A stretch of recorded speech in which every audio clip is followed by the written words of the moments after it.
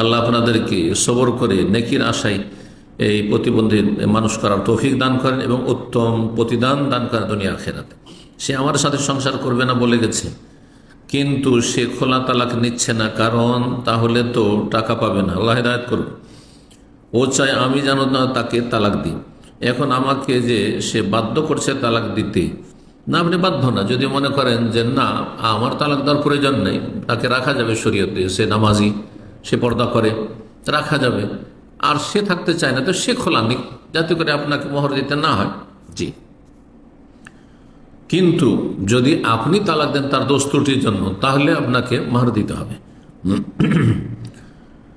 তো বলছেন যে আমি কি গুনাহগার, বলছেন যে ও চায় আমি যেন তাকে তালাক দিই। এখন আমাকে যে সে বাধ্য করছে তালাক দিতে, তাকে যদি আমি টাকা না দিই আমি কি গুনাহগার হব?